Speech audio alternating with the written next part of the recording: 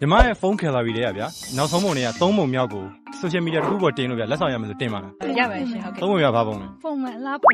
အလားဓာတ်ပုံကိုယ့်ရဲ့ဓာတ်ပုံ ဟောလာတော့အခုမှရိုက်ထားတဲ့ပုံလား ဟုတ်ကဲ့ရှင် ဘယ်တော့ရိုက်ထား မနေ့တော့ မဟုတ်မနေ့ကမှရိုက်ထားအခုမှရိုက်လာတဲ့ပုံတွေကြီးပဲဆို Oh nice စိတ်မမိုက်ဘူးဖြစ်နေ ဘုံဘုံနဲ့3ပုံမြောက်ဆိုရတယ်3ပုံမြောက်ဆိုမှဒီပုံပေါ့ဒီနေ့ကင်မရာရှိမှခဏပြလို့ရတယ်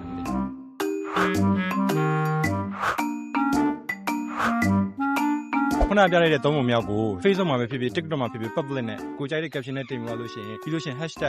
#keep the memory alive with oppo ဆိုတဲ့ hashtag နဲ့တင်ရလို့ရှိရင်ကျွန်တော်တို့ကဒီ new year ပြီးသွားလို့ရှိရင်လို့ရှိရင် oppo ကနေပေးတဲ့လက်ဆောင်တွေရမှာတင်ပါလားခုနပုံနော်သိကြရနော် ဟုတ်ကဲ့ဟုတ်တယ်မျိုးပါ သိကြရနော် ဟုတ်ကဲ့ရှင် hashtag နဲ့နော် hashtag ဘာလဲကျွန်တော်ပြောလိုက်တာ oppo oppo မိုသေးဘူးလေရှေ့ကအခြေကြီးပါသေးတယ် မသိ အဲ့ hashtag ကဘယ်လိုလဲပြောကြည့် hashtag က keep the memory with oppo keep the memory with memory oppo with မဟုတ်တစ်လုံးကြံနေတယ် keep the memory like with oppo okay okay မှန်သွားပြီအဲ့ hashtag ကပါလေ hashtag က keep the memory alive with oppo okay okay အဲ့ तू မှန်သွားအဲ့ခုနတကယ်ချင်းမပြောပြလာဘူး तू မသိသေးဘူး okay okay Christmas နဲ့ New Year ကာလအတွင်းကိုယ့်ရဲ့အမှတ်တရအဖြစ်ဆုံးပေါ်ရေးတွေကို #oppo